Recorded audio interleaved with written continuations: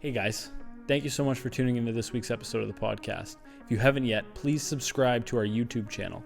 We're trying to grow our channel, and as we continue on with the podcast, we want to start new forms of content. We want to start posting our work here on YouTube. So if you want to see some of that and continue supporting the podcast, please subscribe. Enjoy the episode. Hello everybody, welcome back to another episode of the Exordia Creative Podcast. Happy belated Thanksgiving. Yes, happy belated Thanksgiving. We pushed it back one day because we both had Thanksgivings on Monday. Let's crack a bubbly. This is the first 4-day week I've had in recent memory. Like where you didn't work like one day? I mean, I had to work a tiny bit, but like Labor Day. We were talking about this a month ago. On Labor Day. Yeah, like those holidays are completely non-existent in our world, except Thanksgiving is one of those like fundamental kind of... And Christmas. Yeah, of course. Yeah. But like Thanksgiving, like I'll take a day off for that. Yeah. Labor Day, what's Labor Day? Yeah. That's kind of where I'm at. On that note. Yeah, let's get into it. Spilled on the pop filter. It's all good. That's what it's for. This was a weird Thanksgiving. It was weird. Yeah. I think we both had outdoor Thanksgivings. Mine was very small. Just like tiny get together, immediate family. Yep. What did you usually have a few, right? I usually have a few. So I had two this year. One was with 10 people, so we did it indoors. The other one was with more than 10. We did it outdoors at my grandma's house. Okay. When did you do it? The outdoor one? Yesterday. Beautiful day for it. Yeah. I know a few people did their Saturday outdoors. Yeah. Because Saturday was a beautiful day. But yeah, what a time. We doing Christmas outdoors? Like, let's see how that goes. I don't know, man. Yeah. It's weird. Neither do I. It's weird. But I'm not sure what the state of affairs will be by Christmas. Nobody knows. We're all just riding it out. We'll have somebody new in office. Yep. We were talking about that last week. Maybe. We might. We don't know. Well, I mean, they technically won't be in office until the following month. But have you seen any polls or any recent I haven't been updates paying since last attention week? to it. Yeah, neither have I. No, I've got a new obsession. Right. We were just talking about this for like a good 30 minutes before the show. I think we're going to be shutting down Exordia. Yeah. I'm just kidding. Just in. We're taking our nut that we've saved up and we're investing it into... I think that's a poker word. Pokemon. Calling your little cash holding your nut? Yeah. I think that's a poker thing. Yeah. Is it? I don't know. I don't do poker. It's kind of funny. But yeah, we're pretty interested in Pokemon right now. Yeah. As like a side project, investment, flipping it. If you guys know anything about it, it's niche, but it's a pretty huge community. Yeah, and I know that it sounds crazy. There's probably some people listening to this, watching to this, who are like, Pokemon? Are you serious? Right. But like, Pokemon is a kid's game made by Nintendo. Yeah. It's a video game and card game from the 90s. Yeah. Do a little Google search and see what some of the first edition cards are trading for, and you'll get an idea of the... Right. Yeah. So a close equivalent would be like baseball cards. Yep. Like, cards with certain editions from certain years, certain players can go for a lot of money. Certain illustrations. Yeah. There are $100 cards. There are $10,000 cards. There are multi-million-dollar cards. So it's interesting. Quentin and I have been talking about this over the past few months. Not Pokemon per se, but just alternative investments. I'm very interested in alternative investments. I think this is a greater time as any to diversify. Yep. All of the smart financial minds that I value their credibility are saying get into everything. I'm already super heavy in stock, which is great. I think it's better than holding cash. But I'm really since this year, late last year, I've really been trying to branch out into more. Yeah, you're into shoes, gold. Yeah, I flip shoes. I think we talked about it way back. Yeah, a little bit of clothes. Yeah, like I'll buy Nike and Air Jordan shoes that I think are undervalued, that are going to be worth more. I try to buy them for retail price. Sometimes I buy them at market value for even more. Shoes are the same. There are, $1,000 pairs of shoes, $10,000 pairs. Some of the rare cases, there are $500,000 pairs. I think just recently, a couple months ago, a pair of game-worn Air Jordan 1s, Michael Jordan, just traded at Christie's for $500,000. I was gonna say. Yeah, $500,000. Yeah, $250 a shoe. 500,000. Yeah, could you imagine? Yeah. So yeah, I'm just very interested in branching out. If we look at, cash is always trash, but like right now with what's going on with inflation, I think it's more important than ever to really diversify. Yeah. I'm just looking at getting into more. Yeah. So I've been into Pokemon for like 5 days now. Got a little collection, crowding 300 cards. Yeah.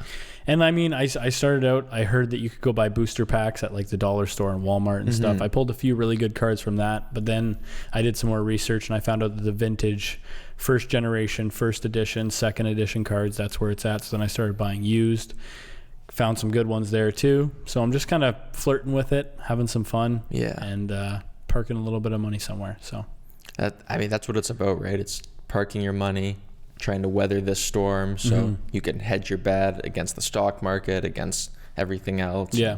Just not a great time to be holding cash at all. It is a little bit of nostalgia too when it comes to Pokemon, because I'm sure that some of the people, if you're around our age, you remember Pokemon, you remember having Pokemon cards and stuff like that. I remember distinctively not caring at all about the Pokemon cards and building Pokemon tents and folding the cards and making really stupid stuff with the Pokemon cards. Yeah. And then eventually, I think I was like 10 or 11 years old, and this little kid in my neighborhood, he was young or whatever, and I just gave him my Pokemon and Yu-Gi-Oh cards. Now, mind you, these were probably not in any kind of condition to be worth anything For today, sure.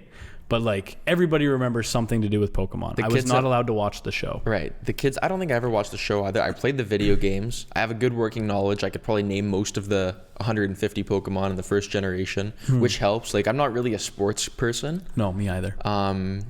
Shout out to the Lakers, though, for winning the championship this weekend. Yeah. But yeah, to me, this is more appealing than like collecting baseball cards. That's very lucrative as well. And by collecting, I mean like amassing a collection and flipping it. Yeah. Kids at my school used to walk around with like a wad of 200 cards bunched up in an elastic. Edges just frayed to no end, worth $0. Probably had absolute immaculate cards. Yu-Gi-Oh was big. Yu-Gi-Oh as well. I did a lot of Yu-Gi-Oh. Yep. The market for Yu-Gi-Oh, I don't think is as developed. No, I did a little searching. It's not nearly as developed. There are a few good cards. Yeah. Shout out to Blue Eyes White Dragon. Yep. Shout out to Red Eyes Black Dragon. The Japanese versions are selling for decent money. Oh yeah. These are both Japanese media franchises, if you don't know.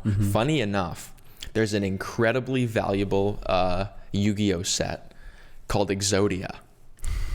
Like, take our company name, take Exordia. This wasn't an intentional connection. Remove the R and you've got Exodia. And it's like this really rare, super valuable Yu-Gi-Oh set. So a little fun fact for you. Yeah. Cool. So yeah, Pokemon. It's exciting. Cool. Fun. Yeah, we'll keep you guys posted. Yeah. What else we got on our little list here? We've got the Apple event that's happening while we're recording this. Right. So today is October 13th or 14th? 13th. It's the 13th, and Apple's having their big iPhone announcement event today. So usually it's in theater with public attendance. They've all been pre-recorded and stuff. The production is crazy. I tuned into a little bit of it before I came to shoot this. I didn't get to see much. One interesting thing that stood out to me, I actually already knew this. The thing about these Apple events is they're a little bit anticlimactic because there's so many leaks about what's going on that we kind of already know just about everything about the products before they come out. Yeah. You know, if you're interested enough to find that kind of information, you already know what iPhone's coming out, what's coming with it. But it's interesting to see how Apple presents it, right? And the kind of narrative that they use, especially with this recent decision that they've made to take the charger out of the iPhone box. So if you buy an iPhone now, you're not given a charger, right? And they're touting less packaging. They can do a smaller box, which is valid, so they can fit more on a truck, ship more of them, less travel, less to and from, less pollution, and not to mention less production. They're not actually making chargers. And the idea is that basically you probably already have one, and it's saving the need to be redundant and give you more if you already have one. If you don't have one, you can just buy one. Yeah. So, I always like getting that fresh charger though. Yeah, it's nice, especially the ones that come with the iPhones. They usually don't last very long. No. Like I do use an Apple one, but I don't use the standard one because they're not that good. They're very short. Yeah. They charge slow. Anyway, to be honest with you, I agree with the decision. I think it's for the best. Undoubtedly it's better for the environment. And that's the narrative that they use. Going back to what I was saying, like that's why they're that's how they're marketing it. Yeah. Is they're saying it's better for the environment. We're doing this great thing. Are they still sending the headphones with the phones anymore? That no? I'm not sure of. I wouldn't Did be they surprised do it? if Like they when did. you got your phone, did it come with headphones? Yeah. Okay. I haven't got a phone in a couple of years though. Yeah, I know, but I'm just wondering if they still do that. I don't know. I'm not sure this year if they're going to do that. Yeah. So the narrative is we're taking like the equivalent of 500,000 trucks off the road each year by doing this, saving space, reducing plastic waste. I get it. So does that mean a new box as well then probably? It's going to be very small. Yeah. Cool. Yeah. So like I do like it. People are up in arms because it's a cost saving measure and they're saying the iPhone is so expensive already. Why can't you just throw in the charger? Mm-hmm. I don't know. I got mixed feelings. Could you imagine if Apple did like a thing where instead of putting the cable in it, they just put a little sheet of paper that gives you basically like a free coupon to go get one at a store? Yeah, that'd be interesting. Yeah. Or maybe like, I don't know, maybe you get a discount if you opt not to get it or something like that. There's different ways you could structure it. I think they're releasing a new braided cable, which is supposed to be much better. And what else is interesting, another reason that they're getting rid of the cable is they came out with a wireless charger. Ah, yeah. So, the AirPad, what is it called? I'm not sure, but it uses MagSafe technology. Cool. If you guys remember, there was a MacBook generation that came out maybe 5-7 years ago that had a magnetic charger, and I thought it was really cool. It would just snap to the side of your computer, and if you ever walked by and knocked the cable, it would just fall out. Whereas the older chargers and the newer ones, even the current ones that we're using, if you bump into that charger, your laptop's going flying. Yeah. So I thought MagSafe was awesome, and that's what they've reintroduced for like this little. It's about the size of like probably the circumference of that can. Yeah, and it just clips onto the back, and their idea is that it has this perfect connection that gets just the right spot, so it charges faster. Cool. Than the other one uses, I think, Qi or Key. I think it's charging Qi technology, wireless. something like that. Cool. They've also released this little like. I didn't get to watch the full bit of it, but they have these new cases where like it can slip into, and they have a new wallet cover for the back of the phone that work with it. Cool. They have a cover kind of like Samsung Galaxy style that folds over the front like a book, but there's a cutout where you can see the clock. Okay. So you can see what time it is. Yeah. I know Android's had that for a while. Yeah. But yeah, I'm going to go check it out. See the new stuff on their website after we're done filming. I am so far removed from the iPhone stuff that I don't even know Yeah. if I've seen a leaked image of the new iPhone or anything like that. I don't know how much has changed. They look like iPhone 4s or 5s. Really? Yeah. So glass on the front, glass on the back, Yeah. angular. Like the tough edges and stuff, like the hard edges. Yeah, the stainless steel border. So Okay. there's no curve. It's very angular. Yep. And they have a blue one this year. You can get a blue iPhone. Cool. I'll have to look at that up after. There's two. There's the iPhone, which comes in like 6-7 colors, and there's the iPhone Pro, which Yep. comes in black, white, blue, gold. Cool. Yeah, I'm gonna check it out. Yeah. I'm always interested to see the new innovation. I'm really unhappy with my 10R. That fun. I was not a fan of the naming scheme for those phones that came out this year. Like, what is a 10R? I don't know. But yeah, I'm really not happy with it. The battery life quickly deteriorated. Really? Yeah. Do you know what your battery life is? I don't know how much it's regressed. Is that what it's called? Probably, yeah. Yeah, I don't know how bad that's been, but I'll have to look into that. But That's too bad. Yeah. It happened really quickly after owning the phone. Yeah. So we'll I know see. people with the 11 Pro just rave about the battery. Well, that's the difference, right? And I say bought the it's budget great. version. Gotcha. So Smaller battery, probably. smaller battery. What else about it? The I battery's enough, though. I remember I used to have the 8 Plus. I Yes, missed the size of yes. that phone, and I missed that phone. Oh, is your new phone smaller than that one? Yeah, it's smaller than that one. And I should have went with the larger storage option. Yeah. I have the 64 gig. I came from 256. So I've never maxed out my storage. I do it all the time.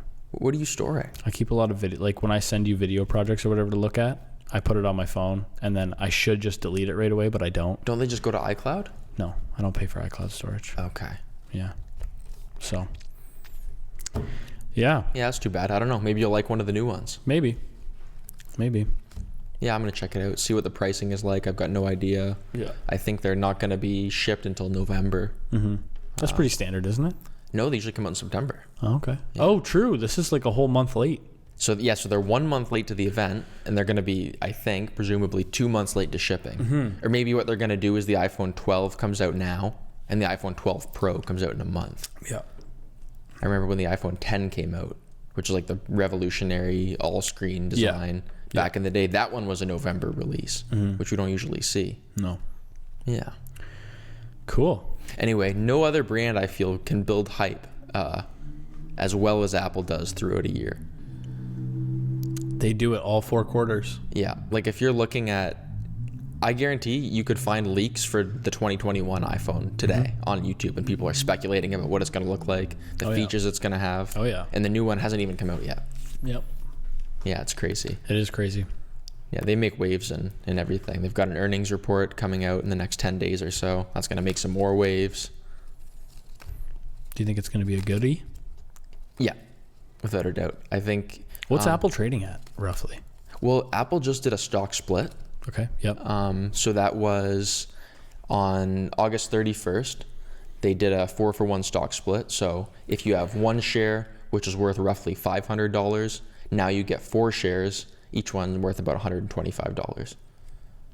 That's where they're 125 US. That's where they're trading at now. I don't know the conversion. Okay. Yeah. Cool. Something like a dollar, 150 Canadian a share. Yeah, but earnings report could influence that a bit. People usually get excited gearing up to it. Yeah. I think Q2, the previous earnings report, which came out in late July, really took people by surprise because they did like unfathomably well. Their subscription services made up a huge amount of their revenue. They did better than everybody thought. You know, a lot of other sectors hadn't recovered nearly as well as tech. Yeah. So that was like a pleasant surprise. I think that kind of set the stage for this quarter. So I don't know if it's going to be as shocking, this earnings report, but if they can do consistently as well or better, then that's just going to be great news. Yeah. Yeah. Cool. Tech is really where it's at right now. It's thriving. Yeah. It's thriving. What was Zoom? I know that they're, obviously everybody knows what Zoom is now. Their stock was trading super low before the pandemic, and then the pandemic hit and they just skyrocketed. Whatever happened to Skype? Yeah, I don't know. I think, is that a Microsoft product? I think so. I think Microsoft just has too much going on. Yeah. Oh, I did a LinkedIn story today. Interesting. Did you see that LinkedIn has stories now? Did you see that Google has stories? Holy. Yeah, that's old. LinkedIn stories, old news. So anyway, Google search has stories now. I tested. I made a little story. I want to see who's looking at this. Right. And are you making it? Right. I'm genuinely curious. So, and I called it Instagram stories while I said that. So that's funny. I've seen, the only stories I've seen are by like the big 4 firms like PwC and Deloitte. They have story content. I haven't seen anybody I know from like a small business doing it, I don't think. Yeah. So we'll see if we get any feedback. I'd be interested to know. Yeah. Stories are officially public domain now. Anybody can have a story. Yeah. And if you guys make use of LinkedIn stories, drop a comment. Let us know. Just trying to engage the audience a little more. So the amount of people who leave comments, the amount of people who leave comments who make LinkedIn stories, that's minuscule. Very niche. Yeah. You're a very niche breed. Yeah, I remember Zoom. Zoom went public in 2019, about a year before the Corona stuff took off. And it wasn't very hyped at the time. No. It wasn't a very hyped IPO. No. I think I did hear about it before the virus, but I don't think I heard about it nearly as much when it hit. Anyway. Yeah. Yeah. A lot of IPOs, they say SPACs are the new IPO. Have you heard of those? SPACs. It's like a new way to take a company public. Okay. It stands for it's SPAC, Special Purpose Acquisition Company. So typically, when a company goes public, basically they go through this process with the New York Stock Exchange, and after their vetting, they have what's called an IPO, or an initial public offering, where they go public for the first time. And that basically means that it's now in the public domain. Anybody can invest in it. Trades on the stock market, on the New York Stock Exchange, or on the NASDAQ, etc. And it allows them to get funding from the general public. So like just recently, Airbnb did an IPO that was very hyped. Palantir, which is like a government security IT company, very controversial, but that one just went public. There's another one, Snowflake, which had like one of the best record-setting IPO day one days ever. Anyway, that's typically the route that these companies take. Yeah, I've never heard of the other. To go public. Well, now it's like SPAC mania right now. And these were a thing, I think, like in the 80s and 90s, and then they died. And now there's this resurgence where a special purpose acquisition company is kind of like a blank check company where they buy or partner or take some stake in private companies and take them to market through the SPAC. So a lot of hedge fund guys are starting their own SPACs.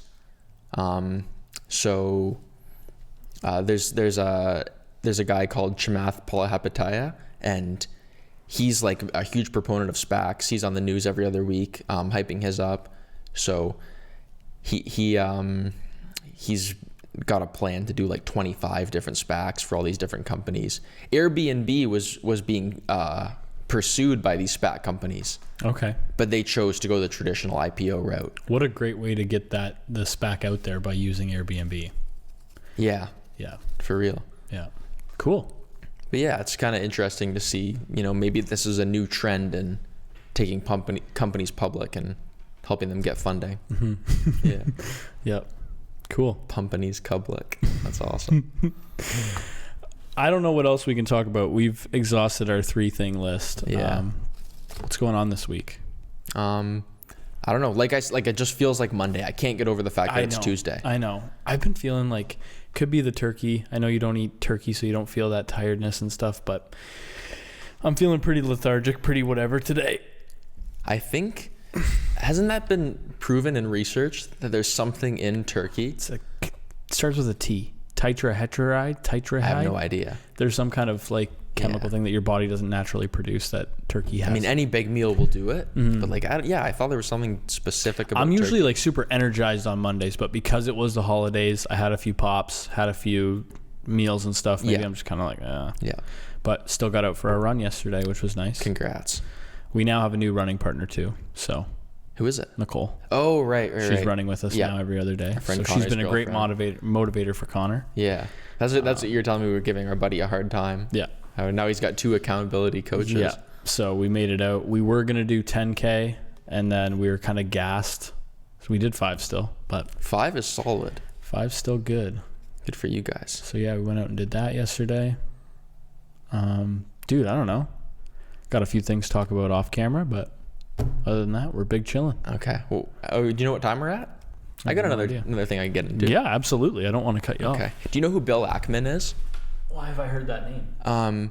He's a hedge fund guy who's known for shorting companies and taking a public stance about it. Okay. So he was the guy who shorted Herbalife. Oh, that's where I've heard his name. Yeah. So he's a big hedge fund guy. Mm-hmm.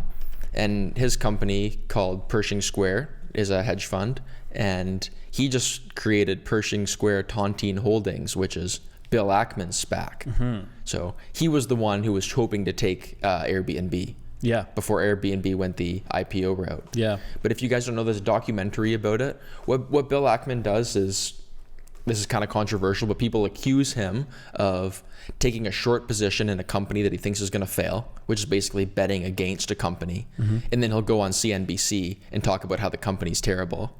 And when somebody like that says it in a news cycle, it influences the company. He made like $2.5 billion shorting some stock index right before Corona in early March.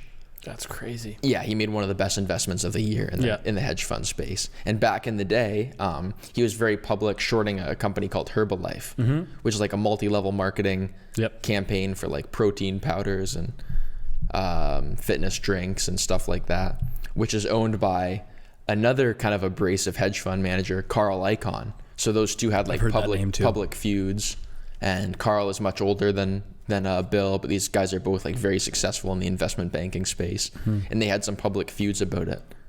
Anyway, that was kind of funny back in the day, and now there's this trend locally in Chatham where a lot of people are getting on. I think Arbonne is one. These multi-level marketing companies which sell, I think some of them do cosmetics, some of them do protein powders. Yeah. Arbonne. What's that one with the Sensi? Sensi. I think Sensi's one, isn't it? Jeunesse is another one. Jeunesse. I think. Monet. Yeah, Monet's another one. Monet's one. Yeah. There's a bunch of them. Isogenics, is that one? I don't know. There's many of them. I won't go so far as to say that the multi-level marketing business model is inherently bad, but I think it's easy to be taken advantage of in a situation like that. Yeah. If you're not sure about what you're doing and where you fit in the pecking order, I think it can be lucrative as well. I know a lot of people say that it's very few of them are making money though. Yeah. Well, here's the thing, right? Let's say Herbalife has, I don't know, maybe 1 million employees. Sure. Because at the time it was massive. Sure. And this typically targets like Latin America, South America, low income type of demographics. Let's say they have 1 million employees. The top 10 are making millions. Yep. And they're the ones who go to the events, and they're the ones who do all the motivational speaking. And the top 100 are probably also making millions less. Yep. The top 1,000 are making, $500,000 a year, 300K, 700K. And there's this network effect where you see all these people doing fantastically. But then one magnitude below that and another below that, there are these people who, aren't making nearly as much. Yeah. And some of the structures are different. Some of them make you buy inventory in advance. Like Herbalife makes you invest, $3,000 to $5,000 just to get started. Is it really that much? Yeah. Wow. Some of these they give you a loan, right? Yeah. Which of course you have to pay back, and that's even less ethical. Yeah. But some of these new ones, they don't require the upfront capital investment. Like I think Monet and Arbonne, they aren't structured like that. I think you have to buy in though. You have to buy like you have to buy their product. Maybe basically. It's but the point is the barrier to entry is much less. Yeah. So it's a little bit easier to digest, easier to get into. Yeah. I can't go so far as to say every MLM is inherently bad because they're all structured a little bit differently. But that was a like public spectacle maybe 10 or so years ago when Bill Ackman went after Herbalife. Yeah. And they're still publicly traded today. Yeah. They haven't completely died. Yeah. Really interesting. I haven't fully developed how I feel about MLMs. Yeah. Because what you said about, even if we do the example of there's 100 people in the company, 10 of them are making serious money. And then that bottom 50 probably, that bottom 50 are making not a lot of money. 90% realistically. Yeah. Yeah. And here's the thing, the common criticisms are that only the select few make serious money. But the modern business structure is hierarchical like that. Yeah. As well, there's more similarity than I think critics of MLMs give credit to. There are businesses structured to disproportionately compensate the top 1% massively more than the bottom 99%. But I think it's a little different because the way that they do it, they make it sound like the people that are doing Herbalife, that are doing Arbonne and Monet and all those they're making it sound like you're your own business and you're fully in control of how much you can make, which is partially true. Right. But it's almost like giving them false hope. They're not treated like employees where you go to a company, that if you are fourth in command, you have a rough idea of what you can make based off of your education level and all that. Whereas they market to you at these MLMs that you're going to make millions of dollars. You know what I mean? And I just feel like that's a really, I don't know. I just don't like that. But. Yeah. So I'm not sure how these new ones target their partners or whatever they call them, but Herbalife typically went after Latin America, low income, and USA. Yeah. Yeah, it's really interesting. Yeah. Exordia is an MLM. No, we're not. Multi-level marketing. We were approached by an MLM way back in our first year of business, and we just got the heck out of there. I don't want to say the name, but we were approached by a gentleman who was involved in an MLM. He wanted us to do marketing for the MLM, though. Yeah. We just said kindly no thank you. Yeah. Wonder where we would have been today if we would have been in the top echelon of that company making millions, which Wonder I've where never he heard is. of again. I don't Wonder know. where he is. Anyway. Wish Yeah. him the best. Wish him all the best. You Yeah. know who you... Yeah. You're not watching this, though. He's got bigger issues at hand right Yeah. now. All right. Well, I'm all set. I'm good. Okay. So how are you it. feeling? Yeah. I'm You ready good. to wrap it up? That was like our therapy. We got it all out. Yep. Shout out to Bill Ackman on the huge coronavirus play back in March. Yep. That was pretty wild. Yep. Shout out to all the people for the Thanksgiving. Hope you had a good one. Yeah. Have a good one, guys. And yeah, Pokemon. So cheers. All right. Let's wrap it up. See ya.